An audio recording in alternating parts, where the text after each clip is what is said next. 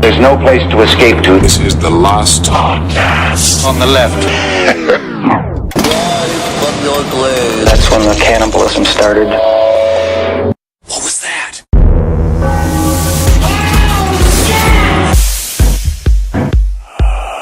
Solid gold. Like solid gold.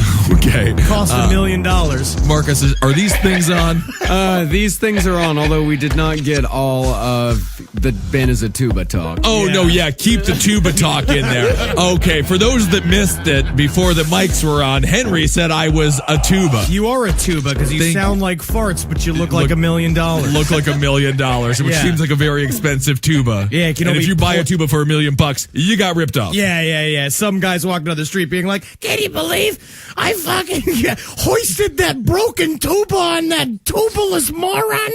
You know, and he's walking by, and then he gets hit by a truck. Of course, it's a bunch naturally. of different scenarios you can play. Can I out. introduce the show, please? Okay, Marcus Parks is here. I am Ben Kissel, and we have hungover Henry Zabrowski. Hey, you kids go play quiet in the rumpus room so Dad can sleep on the Barca lounger for a little bit, all right?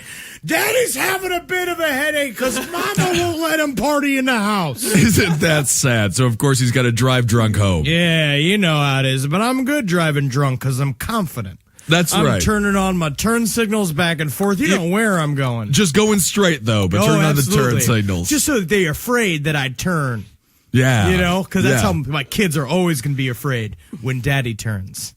Well, that's terrifying. All right, well, let's go on to something more terrifying than Henry Zabrowski driving drunk with a car full of children. Richard Ramirez, part 2, the heavy hitter. Marcus, where are we at? He just killed Maybell. Yeah, he just killed Bell. Oh, I'm so sorry. Yeah, Yeah. Maybell sounds like a cow. Well, Ma Bell doesn't sound that different than a cow. They called her Ma Bell because her name was Mabel Bell. Okay. Oh, wow, that's really close. Yeah. That is very close. I understand. It's a clever name. I Yeah. like it a lot. After Ma I mean, Bell. it's not like, Yeah. Anyway, so let's just do a quick recap. We have a Richard Ramirez made to kill, 5 years old, hurt his head, 2 years old, hurt his head. His cousin Mike shot his wife in front of him. taught him how to be a super Taught him how to stealth be a murderer. super stealth. He started sleeping in cemeteries. Father was beating off abusive. to pictures of dead women. Yep. And now we're here. He's popped off a couple, but once you pop, the fun don't stop. The fun does not stop except for the people that you're killing violently. Brutally Yeah, murdering. Right. Yeah, the next victims were Harold and Jean Wu. Right. No, another Asian couple. I mean, you are making a big deal out of the different races of the victims. I am not making a big deal out of it. I'm simply saying that it is interesting that he doesn't seem to have it's a very diverse. He has no demographic. He's a No, diverse absolutely. He picks spree of kills here. Yeah, right? Absolutely. He's picking whoever. No, you just sounds like my mom. My mom's like, I'm not racist. But every single time she's like, oh, a new Applebee's is opening up. It's run by Orientals. Well, that and I was would like, make what your do you mother mean? What does it matter that it's run by Asian people? First of all, they're Asians, not Orientals. Right. Yeah. I mean, it's fine. It doesn't matter. What I am just saying is your mother is racist. She was married to an NYPD officer for quite a number of years. So what happened to the Woos? The Woos, of course, he broke in, shot the husband in the head as he is wont to do. His MO. His MO. Because he's not a big guy. Big guy. We were talking about this last time. Big guy. He is he's your size. He's Yeah, he's Marcus's Marcus' size. size. Yeah. Yeah. And so that's why when you hear his ending, they got to him. But it's like he needed to neutralize any sort of threat immediately. Yeah. Yeah, so he's a small fella. So of course, he kills the man first, the pop to the head. And this guy, was he also on the couch? He was in the bed. Okay, He just walked. He walked. A lot of times, he would do this sometimes, where he would walk into the bedroom and just stand over them, just watching them for a long time, and then he'd pull out the gun. He'd shoot the husband in the head, and the wife would wake up. And of course, he'd go to town on her, as he did with Jean Wu. Put her in the thumb screws. He loved these thumb screws. Because we said again, it was used in military interrogation, and he learned how to torture and murder from his cousin who was a Vietnam vet. That's right. Yeah. So he raped the 62-year-old woman. Oh, no, she was 62. She was 62, yeah. A lot of the, I would say the majority of the victims were older. It was a lot of elderly people because it was all about power and control. And like, this is a person, it's like, I could grab my grandma by the wrists and just like break her arms. You know, I could grab her and just like, clack, and make her a skeleton woman. Like, Yeah. I can see that. Yeah, so you can't, it's just easy to hurt an old woman.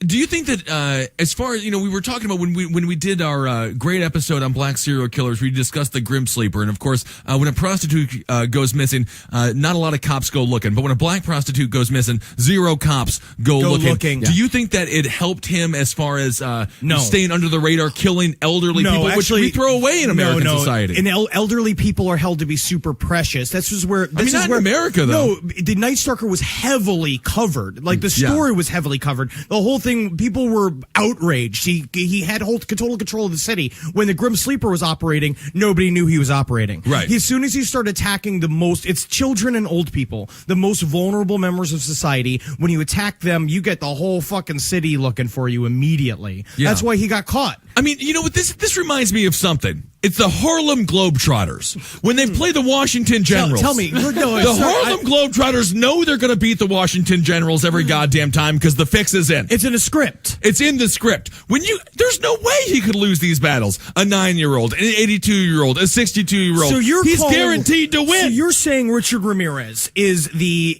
Harlem Globetrotters of serial killers? Yes, I am. And that the fix is it. The elderly and the children that he murdered are the bumbling Washington Generals that are riding the pine like worst basketball players of all time. That's correct, Henry. That's correct. Let the record state. This is not on the record. That is what Ben said. That is not on the record. That is simply recorded in podcast history forever, but it's not on the record. All right. So anyway, he shot this guy in the head. Now he's on to his wife. He shoots the guy in the head. He rapes him. God damn. That is where we're at. What is so unsettling about your performance in these last two Richard Ramirez? That there's something deeply unsettling about all this. I don't know what it is, but there's something's like making me feel kind of icky. I look over at Kissel, and every once in a while he turns into like a macabre circus like leader with a big top hat on and a sparkly jacket. He's like, yes. All right. And then how did he rape her? See the beautiful elephant woman. All right. Well, don't talk about my wife like that. So he rapes her, but he leaves her alive. Oh, because again, he's switching it up back and forth. He switches up every single crime scene's a different. It seems like he plays it out however it is he's feeling because he's such a chaotic killer. Because we talked about there's 2 types of serial killers, chaotic and organized. He's obviously chaotic. It's about sexual rage. He goes in and he improvs, quote unquote, and then it's whatever the ending comes out to be. But there was no pentagrams in this murder. No pentagrams, no. So why did he keep her alive? Did he attempt to kill her and she just happened to live? No, he just didn't try to kill her.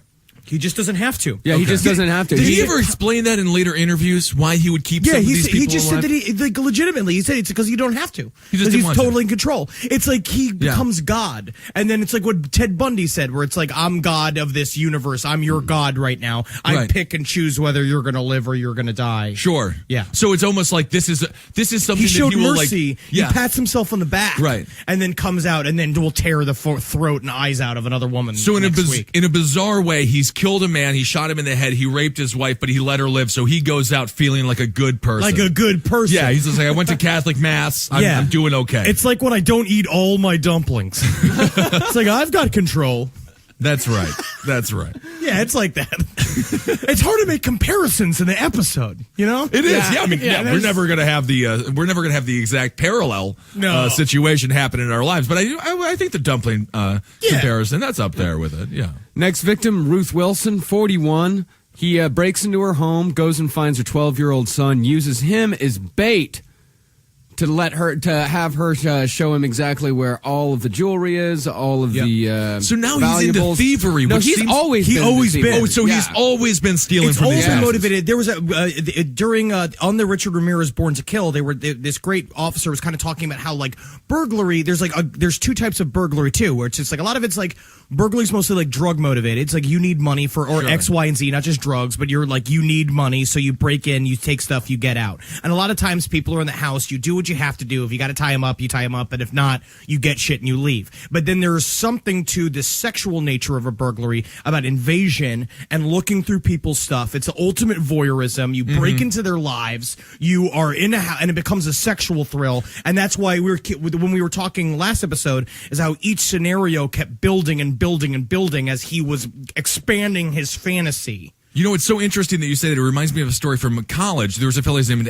Anthony Schofield. All the girls loved him. He was a skateboarder. He was busted with 856 pairs of panties in his grandmother's apartment. But in the 1950s, it was totally fine to do panty raids. People would just break into women's rooms and steal their underwear and wear them on their heads like a bunch of fucking they're in the Bilderberg group. That's right. Which of course Alex Jones he's yelling at them. Put his foot down. There's a great video there that perhaps we can post on the page. But yeah, so he had 856 pairs of panties, and that's what people kept on saying, like, innocent fun, innocent fun. That's not innocent fun, just stealing somebody's panties. And he would jack off on their pillows, but that reminded me of what you were saying there. He would go in, that is an ultimate high to be, going through somebody's dirty laundry. Anyway, I get a friend from Dave, a phone call from a friend, believe me, Dave the Chinese Taylor. people that take my laundry are hard for it. Oh, yeah, they love it. Love it. Oh, they can't wait to sniff it. God, they're just like, I walk in there and I'm like, it's like, are you wearing my underwear as a hat? And they're like, oh, thank you. And like, I give them money. Yeah, it's nice. Yeah, I'm sure that happens. But Dave called me, of course, and he's a great fan of the Round Table, and he's made the Round Table images. Graphics. He's an incredible graphic designer. Anthony Schofield, anyway, he got picked up on Craigslist trying to fuck a 13-year-old. Wow. And of course, he went on Craigslist, was like, man, seeking 13-year-old, hey, let's meet up. And then somebody was like, meet me at this gas station. That person was with the FBI. Was a police officer. Yeah, because no 13-year-old is like, yeah, disgusting old man. You don't put it on Craigslist open out. It's like, that's ludicrous. That's right. So this is part of the escalation for Ramirez. Well, now because what do you do? Because this 12-year-old, he put him in another room, put him in a and closet. Raped his mother, right? Yeah, put him in a room, but he did nothing to the kid. Did nothing to the kid, and he does the exact same thing with his next victim, Carol Kyle. Did he kill the woman? He did not kill the woman. So this is so we have double rapes in a row. Mm-hmm. Yes. Okay. Yep. And the next one, Carol Kyle, she described him as good looking, and said that he smelled like wet leather. What? This woman has strange taste in men. Can we agree with that? Wet leather? I never smelled wet leather. I don't want to. Sounds like cowboy erotica. And then an old Jeb rolled over, smelling like wet leather and smoking papers. And he took off that big shiny belt buckle and took out that cow knuckle of his. Oh, and I went to great. town on it, and I never knew a better day of being sheriff. Oh, that is hot erotica. Gay sheriff porn. I love it. Ladies just listening to it on an iPod while they ride the horse around town. Seems like Susan's coming all over the top of that horse. 50 Shades of Hot Leather. So what's next? I had a question. What are the time periods between these incidents? They start getting closer and closer. Yeah, so it's about a week in between each one, It's starting right? to get a week in between, a couple, sometime about 2 to 3 weeks in between. And previously it was about a month span or so? Yeah, between the first and second, it was 8 months. It was 8 months. And then it's like all these guys, it just keeps... This is a typical rage mode. He's starting to slide into what we see with Dahmer, and I'll say where he becomes, he's totally raging out. He's going on a fucking... It's like, so after you break up with your girlfriend who you had for 5 years, you have sex with one girl, and then like 9 months later you have sex with another girl, but then you start to hit your stride and you fuck all the pussy. Are you talking about yourself? I don't know. It doesn't matter, but it seems similar. It's at this point in which Richard Ramirez, like many other serial killers, almost gets caught, but through the bumbling of the LAPD, goes away scot-free. He was having a real bad night. First, he tries breaking into a house, but sees that the man is awake and is cleaning a gun. So he gets away from there. Yes. He decides he's just going to kidnap a girl out in Eagle Rock. She starts screaming. Someone calls the police. He has to run away from there. Then he runs a red light. Remember, Richard Ramirez always drove stolen cars. Yeah. He was a big car thief. Yeah, he loves stealing cars. Everything, because also, like, that was a part of his evasion technique, is that you never knew what car he was driving. Yeah. Like, he drove, like, during this whole process, he drove, like, 5 or 6 different cars. Yeah. And the cop, despite hearing... just a few moments earlier, the description of the suspect that had tried to kidnap the little girl, and despite the fact that Richard Ramirez was driving a stolen car, just didn't put the two events together. And in fact, the cop asked him, hey, you're not the guy killing people in their homes, are you? Oh my God! What a funny joke. And Richard Ramirez says, no way, man. When you guys gonna catch that motherfucker anyway? Yeah. God damn. Oh, so when did that cop marry Courtney Cox? Because he sounds like David Arquette from Scream. He is a Deputy Dewey, if I've ever heard of a goddamn Deputy Dewey. Yeah, I'm sure you're not that guy that we should be looking for. Not at all, and he's like, takes it out. He says, so you just need to want to sign this ticket here, and he takes a knife covered in blood and signs it like he's fucking Vincent Price. That is funny. Oh, that's a funny souvenir pen you got there. Where'd you get that from? Some kind of museum in a macabre? And he's like, no, I killed a woman with it. Now, this has been one of my favorite traffic stops I've ever had. This car's not even yours, is it? No way, no, man. It's not even remotely my car. It's like, you're hilarious. Get out of here. If I could just meet 9 of you a day, my job would be a lot easier, Mr. Your name is Mr. Kyoto? This is this ID. This is an old ID. Is this from 1965? As the cop goes that back, movie Gone in 60 Seconds would have been much better if it was based on Richard Ramirez. I mean, it would have been a lot. It would have gotten a hard R rating. Definitely. That's for Double certain. R for Richard Ramirez. so the cop goes back to his motorcycle to call it in. Richard Ramirez gets out of the car, and the cop doesn't notice this either, that Richard gets out, draws a pentagram on the hood of the car, and scampers off into the night. This is a real story. This is a real story, yeah. And this officer, does he still work in the LAPD? Is he Christopher Dorner? I mean, who the fuck is this idiot? How do you have a job? Can you imagine though? But you could see how it feeds into his idea that Satan is really helping him now. Because they talk about this, it's like I bet he really has now.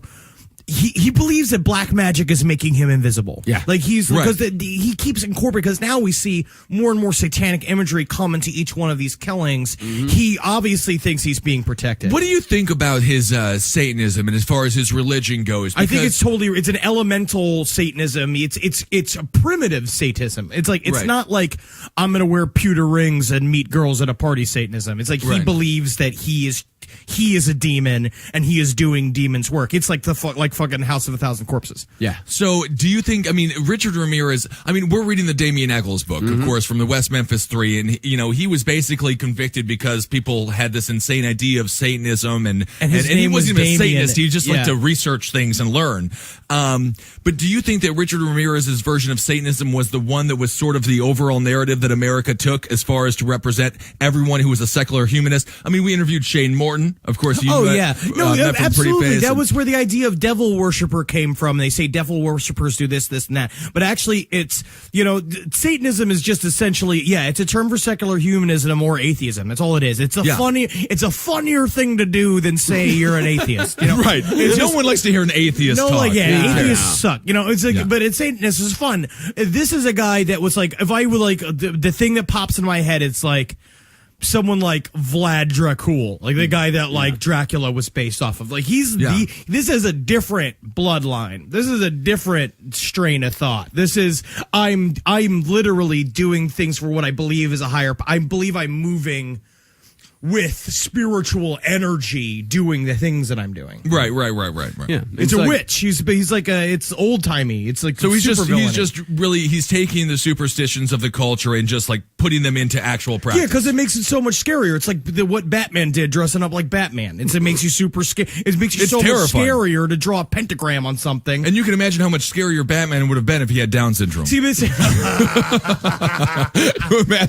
where's that Dark Knight Someone series? shouldn't have given that retarded man that grappling hook. Very interesting, because you only see the fucking mouth smashing through hotel signs. That would be an interesting comic. That'll have to get made. Anyway, so he drew the pentagram. The cop just drove on and went about his business harassing black kids or something. Yep, and he returns to murder just a couple days later with Patty Higgins. He slits her throat. In another stalker attack, he goes in the house of Mary Cannon. He took the widowed grandmother. She was 75 years old.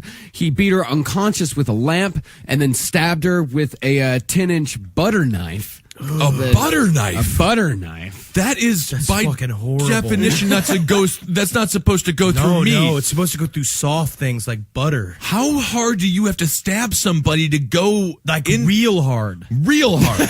Exceptionally hard. Very hard. Yeah, Avia sneakers. Really Only with want your Avia sneakers can you stab a woman with a butter knife. And speaking of Avia sneakers, one of his next victims, Joyce Nelson, he stomped her to death with his Avia sneakers. And the sneaker print that he left was one of the things that helped them connect that crime to the overall on Night her Stalker face. narrative. The print was on her face. The print was on her face. You see, this is so he is getting more and more brutal. The Yes. timing between each one is now days, right? Like it's like days go by. It's like it's no longer weeks. He's having no cool down periods. He's just fucking barreling through. And what is this before? And these are also all in different neighborhoods of L.A. Yeah, too. one was in Arcadia, one was in Sierra Madre. All of his murders in Los Angeles happened within a 40-mile radius. That's a pretty big radius, though, isn't it? Yeah, because that's what they realized. The thing, it's like for a while, I believe one of his names also they called him the Freeway Killer or something. It's like because they were talking about how like because L.A. becomes this perfect place to be a fucking mass killer because you got the highway system is right there, and you just pop on the highway, you zip, and you're on the other side of the city, and then you go back and forth. You could be in 10 different places at once if there's no traffic.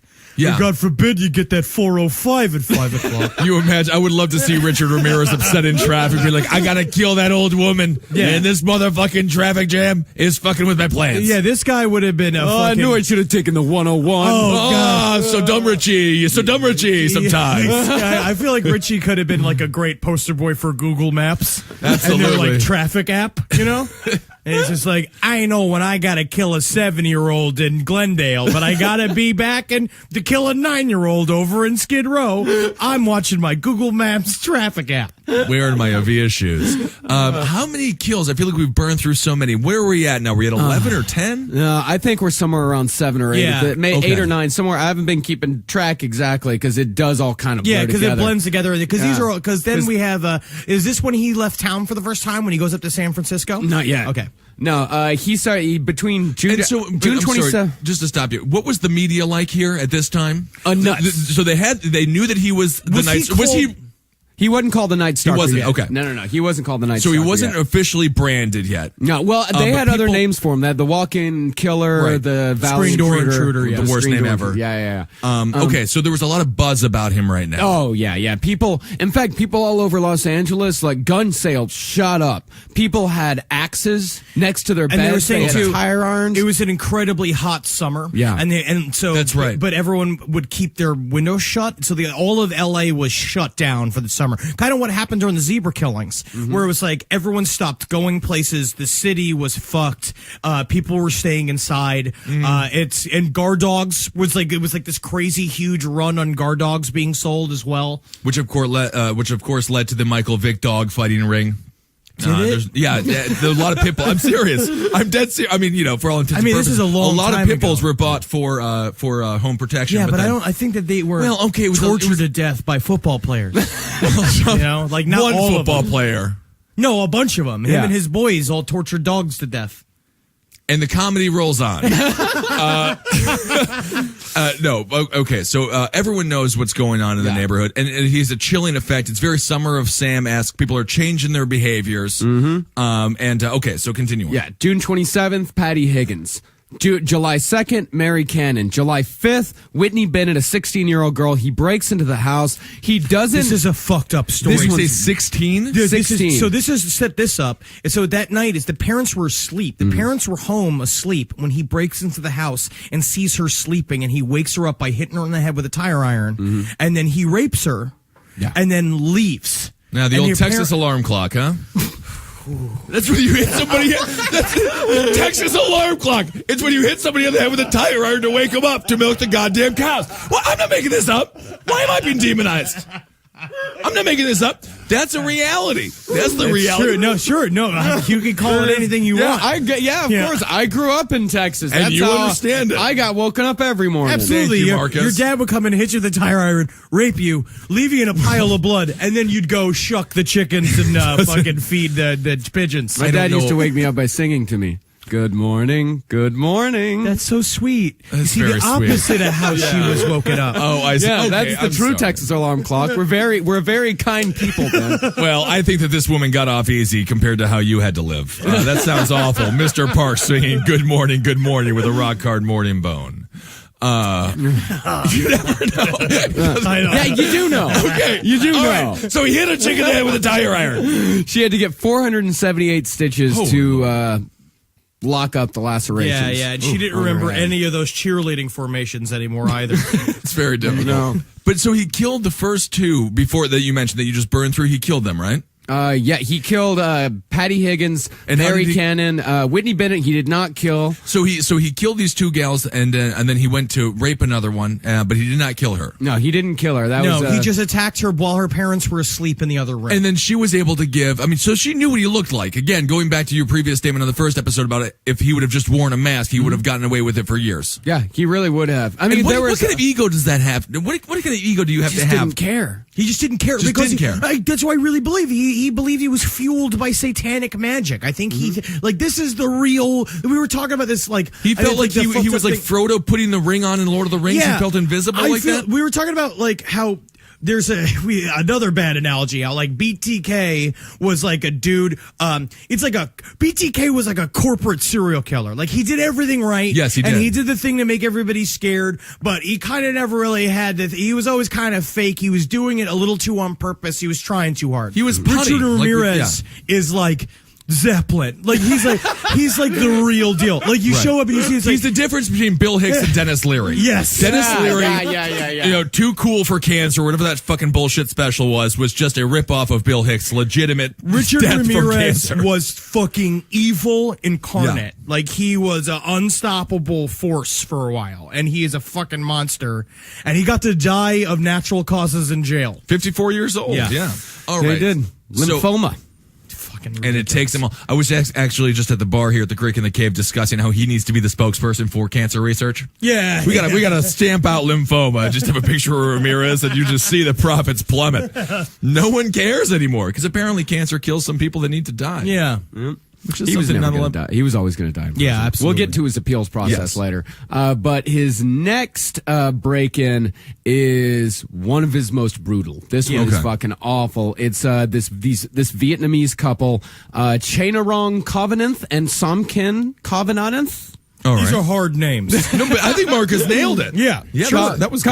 Covenant. I feel like you could say anything, and I have to say yes because I don't understand. I don't understand how they pronounce their names. Yeah. So he killed the husband right off. Of Yeah. course. Yeah, he used a 25 caliber handgun. He used 4 different kinds of handguns during all this. 25 I mean, he caliber, used 22. everything. Yeah. When he killed those girls that you just sort of brushed over, did he shoot them with a gun as I well? believe he stabbed one and shot the other. Okay. Yeah. Yeah, he was mixing it up constantly. All over the place. So he shoots the husband, he takes the wife, he rapes her, he finds the couple's 8-year-old son and rapes him with a rapes bottle of baby oil. Yeah. Whoa, what he's- happened now? This is also Here we this go. is the killing where he. This is what I'm saying. whoa, what happened? No, but I mean, he's never done anything with a child, especially of a Yes, he has. boy. I Technically mean, the did. girl, No, the 9-year-old girl. oh, Yes. yeah, 9-year-old, but I mean, yeah. this is a 8-year-old boy. I mean, It's not about. It's about how evil you can be. Because this was the one where he made her scream "Hail Satan." Well, the one before this, actually, Sophie Dickman, that was the first one, at least that we know of, that he started saying, swear to Satan, swear to Satan. Like Okay. tying him up and being like, "Say Hail Satan or I'll kill you." Hail Satan. I mean, You're either a way, I'm whore gonna for kill you. Satan. Yeah. Yeah. Yeah, and while he raped the kid with the baby oil. I'm sure he's fine now. Oh, he loves it. I mean, yeah, hates I'm baby sure. oil. Hates baby oil. Yeah, But- and so this is what the wife said that Richard Ramirez said. Can't even walk through the bathroom aisle of the CVS. Any sort of oil related things. You know, that's just a tragedy. Taking a massage. Yeah. Anyway, Here's the dialogue from this is from the witness statement from the wife. And where's the money? No money, I swear to God. No, swear to Satan. And then he raped her again and left. Yeah. She said, this is her statement about Richard Ramirez. This is fucking chilling. She said, He is dangerous beyond words. So brutal, so mean, so cruel. His eyes were like an animal's, not human. Did she mention his hair? That's, wonderful Beautiful hair though. Yeah. But she had to, because this is the first time that they really start putting together a composite of Richard Ramirez. And how is it taking this long? I feel don't like know. he is Because you're doing- saying this is because the different counties don't talk, they don't That's right. communicate. Yeah. So like they're letting the crime is spreading everywhere, and everyone's claiming each section of the killers to themselves and be Right. like, "This is our Night Stalker murder. That's yours." And it's like eventually like they It's have just to so be funny. like, It's "Well, almost fuck like it." putting together Frankenstein's monster. Yeah. They're like, I got the leg piece and you got the arm piece, Yeah. but like no one gets together and actually makes the beast. Well, there was one guy who tried to bring it all together, and in fact, this is the same guy that caught Gary Ridgway, and the reason why Gary Ridgway was able to operate for so long was because of that exact same Same shit. LAPD not being able to work What together. a corrupt bunch of motherfuckers. It's so ridiculously LAPD dumb. is just filled with the worst. Like when Dorner popped off, I read his manifesto and I was like, I kind of get why you're fucking mad, dude. Like And I it- understand.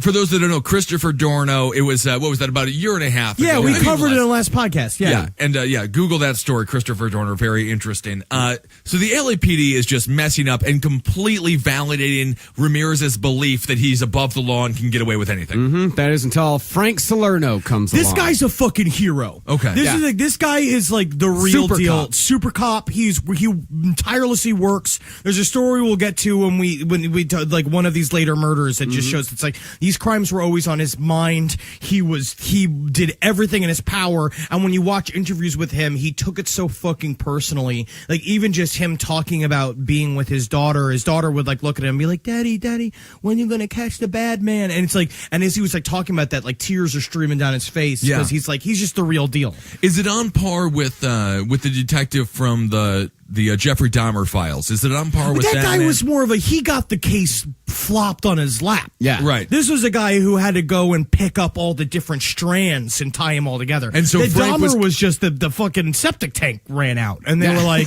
"Oh my god, there's stingers in the water!" You know, like and Yeah, then yeah, someone yeah. calls the police, and then all of a sudden you're the guy who cracked the Jeffrey Dahmer case because you have to go like sweep up humans' fingers for fucking 5 days. It turns out the pervert did it.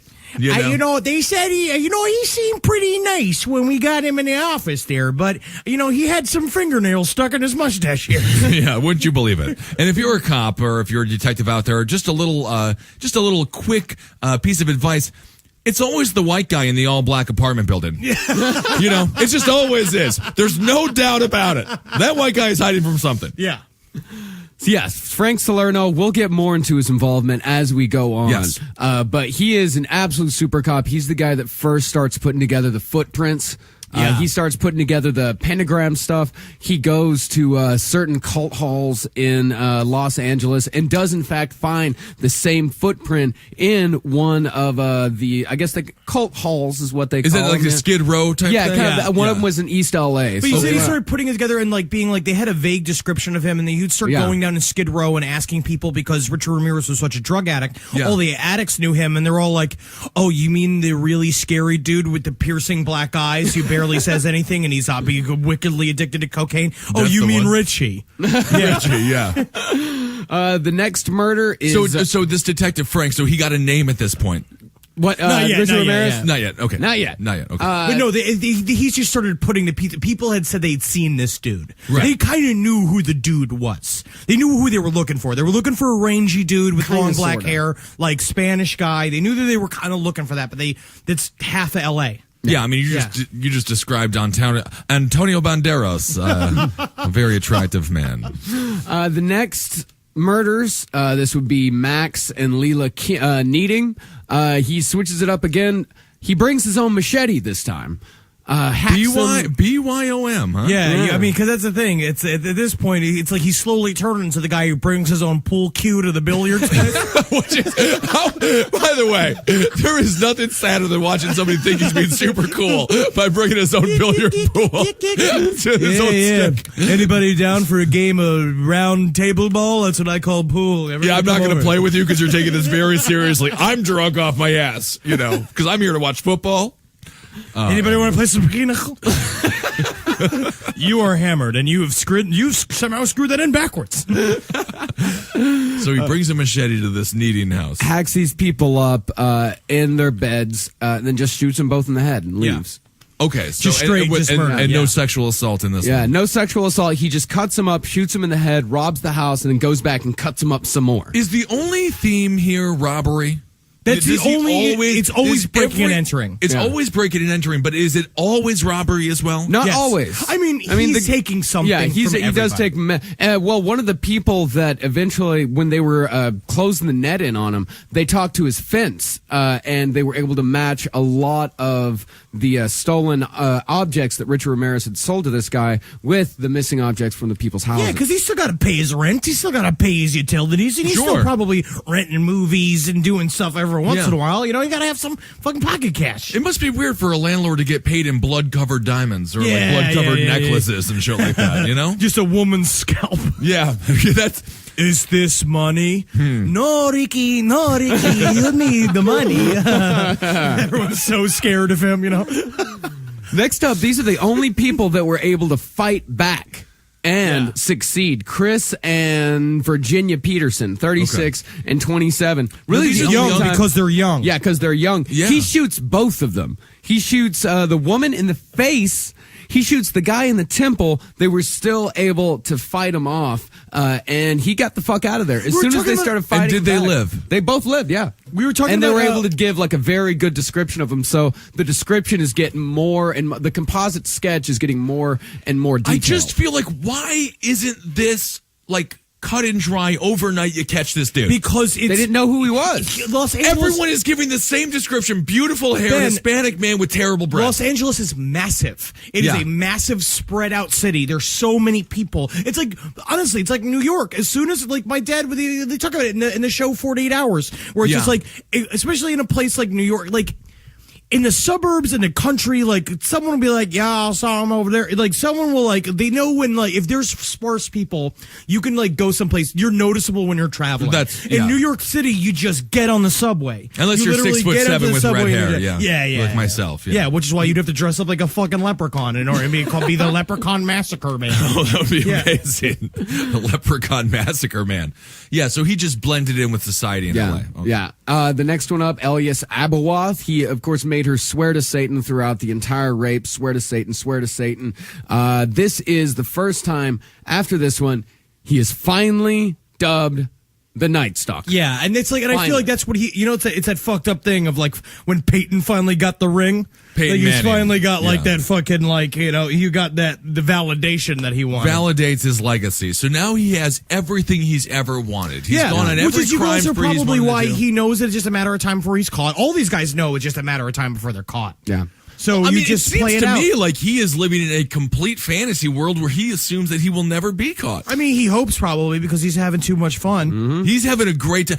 I mean, he does seem to be legitimately having a good time. Dahmer did not have a good time. No, Dahmer was tortured. Gary Ridgway, going back to the Green River Killer, who has, I would suggest him for the next big hitter. Yeah. He's amazing. I don't think that he had a wonderful time. I don't think BTK had a great time. No, BTK actually did have a good time. Yeah. He was being punny, but he also was lived too a much of a normal, dickhead to have a good time. Yeah, that's like true. he couldn't enjoy himself even when he was doing what he loved. That's sad. Isn't that? If you can't enjoy doing what you love, even if doing what you love is breaking into the Otero house and killing a family, then coming all over the daughter. If you can't enjoy yourself, it ain't living your life like you want to live it. I mean, I don't know. I feel bad for those people. I'll tell you. I feel bad for them. I used to think this was a horror comedy podcast, but now I know it's an inspirational podcast, and that's what's so important. If you man. Do YOLO. You only Yoko, you only kill once, something like that. Or 13, 14, 16, 17 times. It's at this point when he's given the name Night Stalker. He's happy. Salerno calls a press conference and really says, like, all right, there's this guy. He's killed 10 people. No, he's killed 12 people at this point, 11 or 12. We can link all these murders to him. Lock your fucking doors. Buy a weapon. That's where Frank Stallone finally came out and he put it basically because that's what you have to finally do. At this point, they know that there's a killer problem and there's a thing coming on, but I know there was definitely talk of that maybe it was a group of people, because what Frank Salerno was saying, the big thing is that everyone was fighting him, being like, there's no way this is one dude. Yeah. Everyone, all the police officers, they were would convinced, laugh at him. Yeah, I mean, it makes a lot of sense. He's doing everything a little bit different he's each crazy, time. and he's also flagrant and crazy and brazen. He's nuts, and so it's so finally he was like, no, it's one guy. We're gonna find the one dude, and he put all the evidence together, and then that press conference is terrifying. Was this before or after Manson? Was Manson before? This is way after Manson, right? So we're talking late 70s, 80s here, this right? was 25 years. This is 1985. 85. Okay, so maybe that played into the notion that it must have been multiple people, a cult situation. The satanic imagery, all the pentagrams, does point to some sort of cult involvement. They think. Yeah. I mean, this guy was trying anything.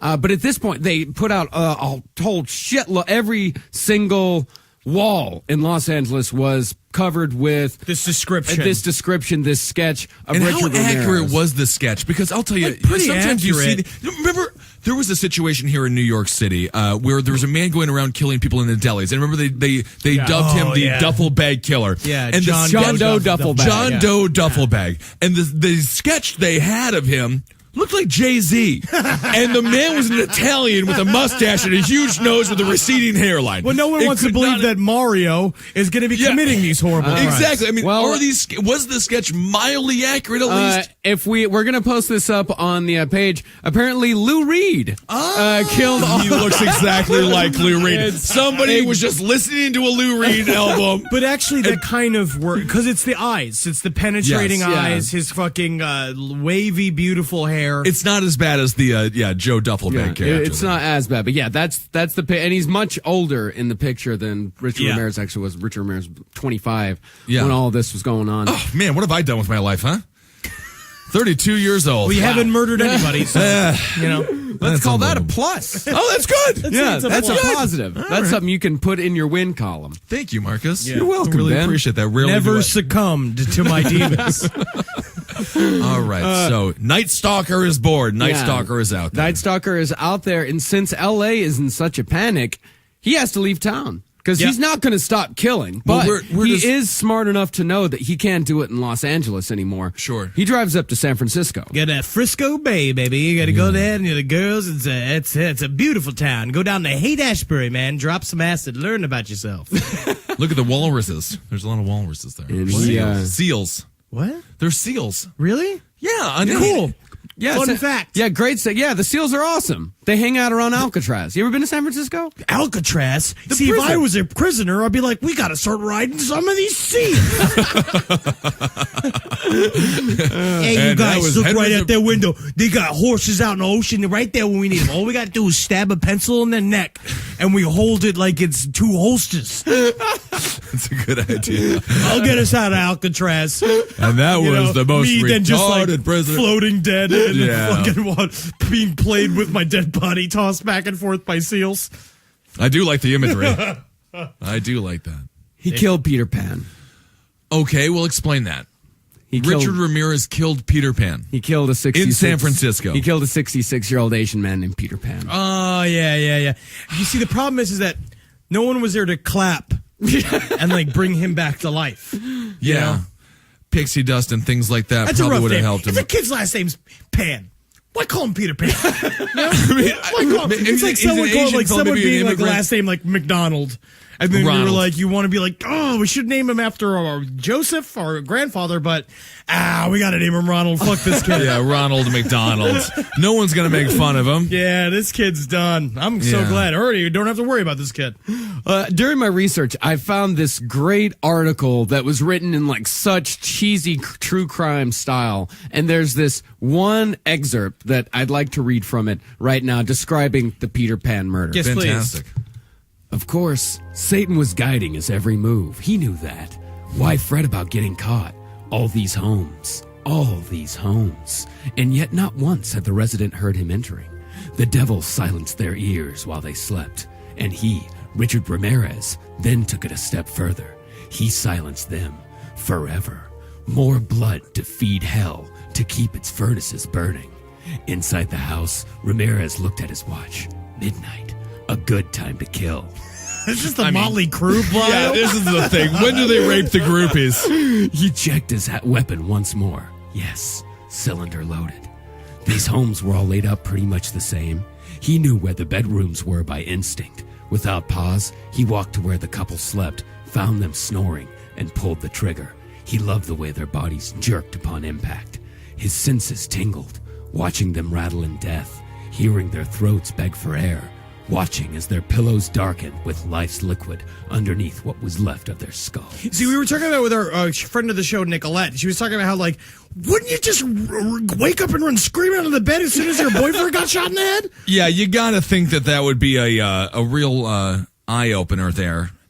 Something that would get you out. This guy jacked off to that. Yeah, right. Like that's a penthouse forum, right? Yeah, like, yeah. This guy really enjoyed writing this Richard Ramirez article. It was very long. It's not true. He wasn't like he took a lot of poetic license. Midnight. And, now it's time to go. He wasn't having tea at 3 p.m. every goddamn day. Good time to kill. I suppose midnight it is a fine time. It's a fine time to smoke a joint and watch a movie. Yeah, I love that. That's my favorite thing to do at midnight. Yeah. Yep. Richard Ramirez after. But this is the kind of press. And did that come out during? Well, Richard was still on his killing spree. What do you mean?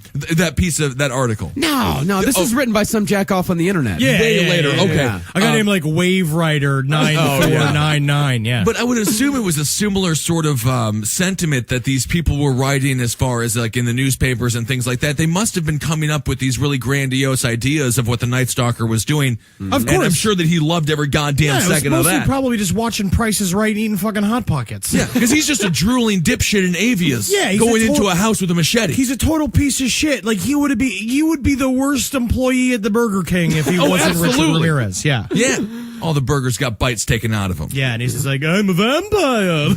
You are fired. You are fired, Richard. Oh God, I wanted to be fired anyway. Well, See you soon. When I come back and murder you. Do you guys think he was serious about? Nah. Richie! Yeah, I got Richie! All right, so things are really heating up for the Night Stalker. Yep, he draws a pentagram on Peter Pan's wall and writes the words "Jack the Knife."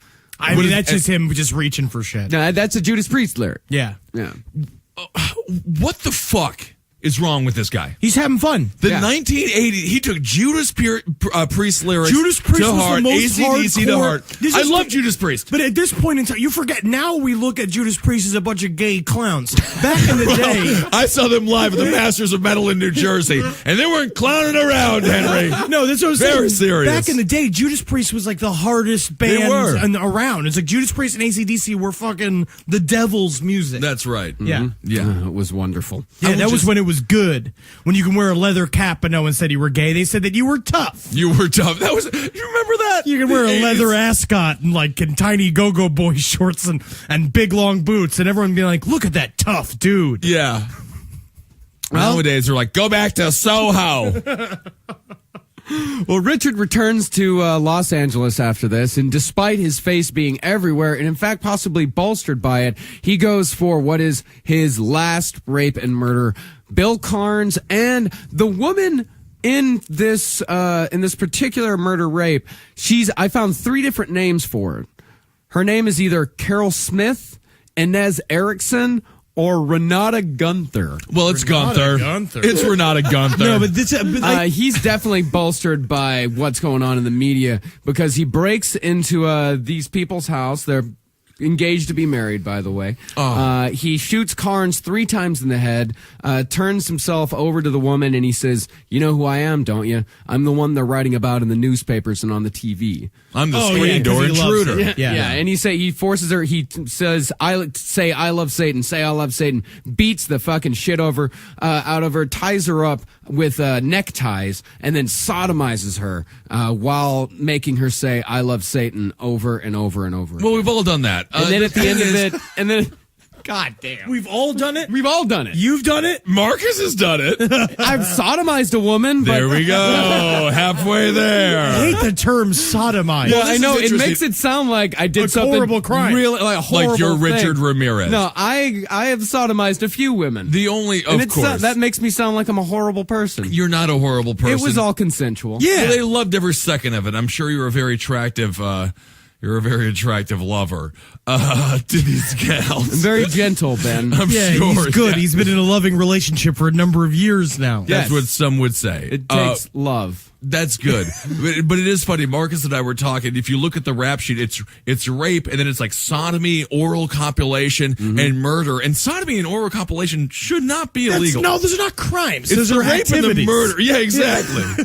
So it is kind of bizarre that I would say that you could make an argument that 2 out of those 4 crimes that he supposedly committed, he should Yeah, have they're been not charged proof. with. So this happened. He got away with this. What was the buildup that they got? Did he- Did they identify This him? right here. Did he kill this woman? He Yes. did not kill her. Oh, okay. No, he didn't. She just killed the man. He as he was walking out of the house, he found $400 and he says, "You know, this is all that saved you. This is all your life is worth." He said, "I So- would have killed you if you didn't have the money." And then he says, "Tell him the Night Stalker was here." And she said, "I will." He said, "Say I love Satan." And she said, "I love Satan." Like And he- it's Cheers. Yeah. Yeah, just your friendly neighborhood Spider-Man. What Say is it- happening? Say you love Satan, and then laughs and then leaves. So Well, see you around. It's been fun. it's interesting that he didn't kill this woman. Again, going back, almost harking back to Zodiac, where he went on that huge dry spell for so long because the media was there just like talking about who he was. No, and- he loved it. He was building. But, He I mean, loved it. I know. But the Zodiac, I don't think he had to go and kill so much because he was getting the satisfaction from the media. He was getting all the fame, right? Yeah. So do you think that Ramirez at this time was almost content with his position in serial killer lore? Maybe. No, I don't. He did take a vacation right after this. Yeah. Yeah. Which is really it's interesting, and of course his story lived on. Yeah. Well, what happened as far as him getting recognized is that the neighbors heard the screams. In particular, one 13-year-old boy named James Romero III. Oh. He noticed an orange station wagon pulling away, an orange Toyota station wagon, which Richard Ramirez had That was his stolen. current vehicle. Yeah, it was his Yeah. current vehicle. And the kid had the wherewithal to write down the license plate number.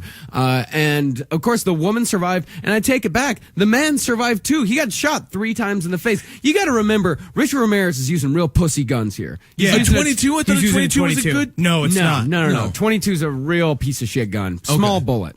Oh, I see. Yeah. It doesn't have much stopping power. He's shot multiple people in the face and they have survived. And they survived. Yeah. But then again, it's just not about that, really. Yeah. It's about the other thing. It's about the conquering and then leaving. That's right. And a good chef doesn't blame his knife, or a bad chef. It's like you can't blame your I mean, knife. he'd be bad if you got a bad knife. Well, but he could he's still be that- a but good this is chef. That's chefs and serial killers. It's different. Well, I mean, It's we're talking still about butchering. different, Yeah. But yeah. Well, no, a good carpenter doesn't blame his Tools. Tools, yeah. And after this murder is when Richard Ramirez goes out of town. He goes to visit his brother out in Arizona. But while he's gone, the net just fucking comes down on him completely. Yeah, because then they get because then they pulled a print. Yeah, they found the car. He had immediately abandoned the car, and they pulled a print from the car, and they were able to match that to the testimony from a middle-aged woman named Donna Myers. She owned a rundown little hotel down in Yeah, where he had been staying yeah, in Skid Row. Yeah. Yeah, You make in it sound like Skid a Row. prostitute den the way you said hotel there. It was a prostitute tent. Oh, it was? Yeah, absolutely. Oh, okay. Yeah, I- and he constantly talked to her about Satanism and the black arts and all kinds of shit. And in fact, one time she was watching the TV and there was a report about the Night Stalker out, and he walked up behind her and said, "Now, wouldn't you be surprised if I turned out to be the stalker?" Oh, he's just having fun now. And she was like, absolutely not. Yeah, no, actually, you're like my top 2 people. I think it is. Yep. I was wishing it was my husband so I could fucking turn him in, get Yeah. rid of him. But So they start, she calls them about that, says his name was Richard. The fingerprints starting to come in. And then once they get, because of course he's been arrested multiple times. As soon as the fingerprint comes back, boom, it's Richard Ramirez, drifter out of Texas. His fucking face is absolutely everywhere. And he has no idea because he's still out in Arizona. And It's this so is funny. before He went Facebook. he like literally went to go hang out, and then he came back from vacation and be like, all right, back to work, cleared my head. And then, so are we ready to get into the final story? Oh, yeah. It's so fucking awesome. He walked into, so apparently he got back into LA. He's back from vacation. You know how it is when you're back to the grind. It's kind of upsetting. Stressful. It's kind of sad. He goes in and he was probably like, I enjoyed vacation, but I'm almost tired from vacation. I need a vacation from vacation. Yeah, of and course. so he went to a store and he was like, apparently he's like walking on the street. He's like, people were staring at me as I was walking down the street. And people were staring at me. And he was like, why are people looking at me? And then he walked into the store, he gets something, and he looks at the newspaper, and the newspaper has got a full color photo of him right on the fucking cover. And then he looks, and then people start going, El Matador, El Matador, El Matador, which means the killer. Okay. And he sees it, and he fucking takes off. And what's really interesting is that the woman that when we brought up in the first episode was talking about how, like, when Ricky used to poke her in the back in the pencil. That's right. She was, like, talking about how they used to play kick the can together, and, like Richie was always the fastest runner in the neighborhood.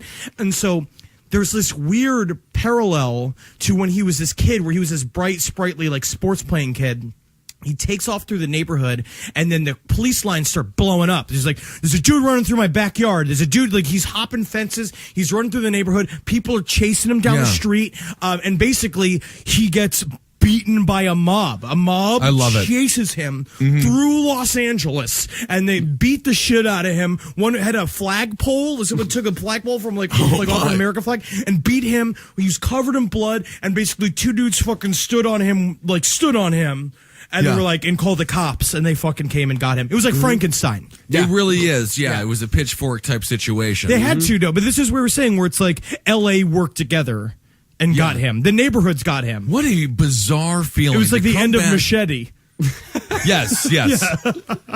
Great movie starring Danny Trejo. It's a wonderful movie. When he was arrested, he told a cop, I want the electric chair. They should have shot me on the street. I did it, You guys got me, the Night Stalker. Hey, let me have a gun to play Russian roulette. I'd rather die than spend the rest of my life in prison. Yep, absolutely. So, and then he went to jail, and then began his super sensational trial. It caused the trial lasted 4 years.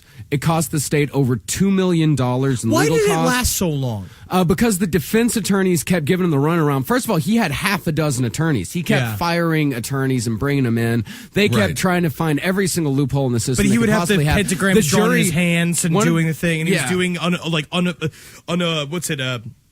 he was just doing like off the cuff interviews with people talking about Satan. Yeah, and he kept yelling "Hail Satan" in the middle of the trials. They interviewed 3,000 potential jurors to finally get down to 12. Like because someone who'd be how do you do it? Yeah, how do you do it? It ended up being 6 Hispanic, 6 black jurors that were on the trial for Richard Ramirez. There was one juror. This is kind of a funny story. There was one juror. Well, there's just one of many. This is it's a laugh a second. One juror, there was this rumor that Richard Ramirez was trying to smuggle a gun in. Someone was going to give him a gun. Because he wanted to shoot the prosecuting attorney. Yeah, he wanted to shoot the prosecuting attorney. He did? Yeah, it's Richie weird. wanted to shoot the prosecuting attorney. I can't believe it. There was this big rumor, and one day, one of the jurors didn't show up. They went over to her house, and she was shot dead. Yeah, she was shot dead. So everyone was like, "Oh my god, he's like broke out of jail. He's gonna do it." But then it turns out she was shot dead for a domestic dispute. Yeah, her husband shot her. Yeah. Okay, but let me just say that Marcus did preface this with "This is a funny story." Yes, you did. But then it did end up with another woman dead. I didn't say. I didn't mean ha funny. I meant funny old world, isn't it? Don't you think it's like this? Like the song "Ironic"? Are we going to be allowed to be around our grandkids? Is that? I'm concerned. There were over 100 witnesses in the trial. So many eyewitnesses, people that saw him here, people that saw him there, everywhere. Here's the impact they said the media had on Richard.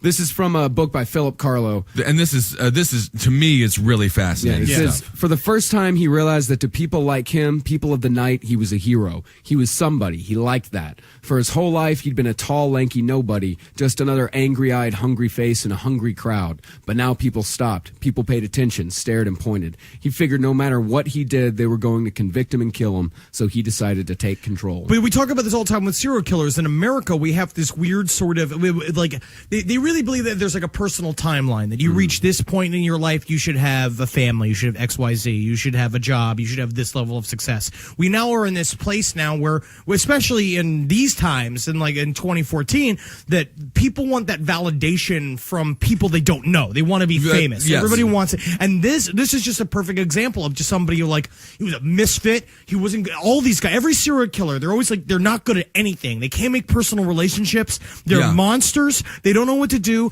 They can't make their way in America, so they're like, well, you know what, I can be a fucking super killer. I'll get my face on the cover of the whatever LA Times, any which way possible, and I a big can. scary, and then If I that go means- from a frail little piece of shit kid That's to right. the scariest motherfucker in LA. I'll get on MTV. I can't sing. Well, I'll get impregnated because I'm 15 and a half. Yeah, you know, and then I'll I'll be on 16 VH1. And, yeah. It is a very similar thing, and that's a good point. And it's really fascinating. You wonder if there was the reality show outlet for Richard Ramirez. Oh my God! Would he just be the next or the latest pickup artist? Yeah, would like he Bachelor, have like but with the Night Stalker, and it's him in a concrete cube. Would he And be they have Chris to keep- Angel? He like gives the rose through the cube, like the cube bars. Yeah. and then they come in and he's like grabbing at their hands whenever they get close to him, and then they pull away and be like, "I understand, Richie. Nobody else does. I can't That's wait right. to get some one-on-one time with him." He definitely. Oh my God, he ate my breasts. Oh wow!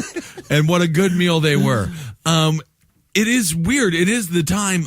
You could argue that he did do exactly what society sort of wanted him to do. I mean, After they start feeding the dialogue, after they start making the storyline, he did just fill an outline. that right? was the argument he made to himself, was that that's how you validate it. Be like, they wanted this out of me. Let's That's how hear you what he turn has. it. Let's Yeah. hear what he has to say about exactly that. People in this day and age are brainwashed and programmed like a computer at being nothing more than puppets.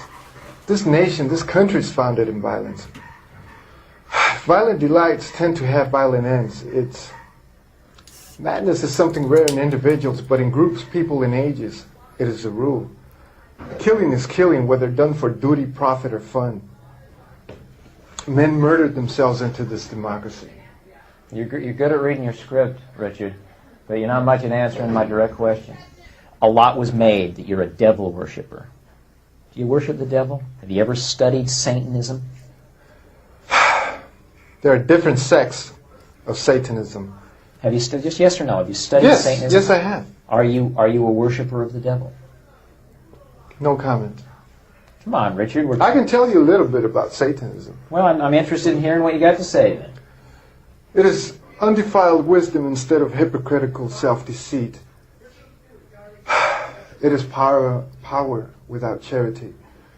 A Satanist admits to being evil. Do you admit to being evil, Richard? We are all evil in some form or another. Are we not? I'm asking you the questions, my friend. And he's kind of hot. You know, we were talking about. He's I know, kinda it's not- dreamy. yeah. Yeah. Yes, I am evil. Not 100%, but I am evil. Evil has always existed. The perfect world most people seek shall never come to pass. And it's going to get worse. The great epochs of our life is when we gain the courage to rebaptize our evil qualities as being our best qualities. He kind of sounds like the Native American from Wayne's World 2. He does. He really does. That's great. Yeah, no, but he did it. He lived for something technically bigger than himself. What he said, you know, like he said that was a part of that was how he validated it as well. And then he went on to get married in jail. He got did married get in jail to a in woman. jail. Yeah, I had a It's very, great very time common. during the trial. He laughed his way through the entire thing. Absolutely. When a woman was describing being raped next to her dead husband's body, he cackled.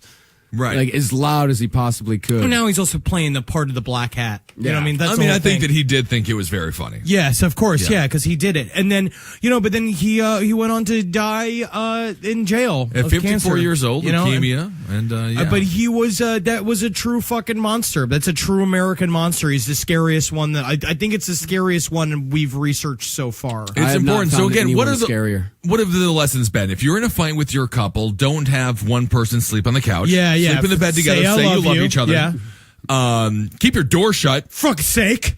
Yeah. You know, lock get a it. gun. I guess I don't know. You or gotta have a always knife get a by gun. your Have bed. a knife. I have a stick that I use. Well, you're repulsive. No one wants I to use break it into also your to house. put a rag on it, and I fucking scratch my ass with it. That would work. So it's got a twofold purpose. I mean, I don't know, man. Just be careful of people with beautiful hair. This is a dude who is, looking into his eyes is like looking to the eyes of like the real devil. He was a real monster. He was a beast, and it's great a dumb for human comedy. being. Great for comedy. That's why we do it.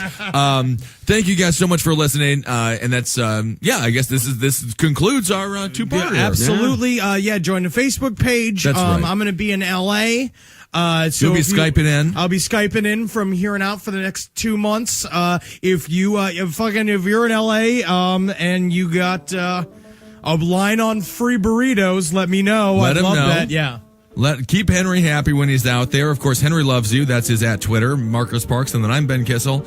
And I guess Hail that's Satan it. to We got everyone. Roundtable and Top Hat. Listen to those shows too, and of course, watch your Prefaces Going to Hell. We'll to eventually come out with new episodes. Which will be very, very exciting. Absolutely. There was a fellow. It was funny. There was a fellow who posted that an advertisement on the Facebook page, and then somebody wrote, "Is it worth watching?" For those that don't know, Henry is the star of your Prefaces Going to Hell, and I assure you, it is worth watching. And if you don't like Henry, you'll love it because he gets urinated on in the first I get episode. tortured. It's great.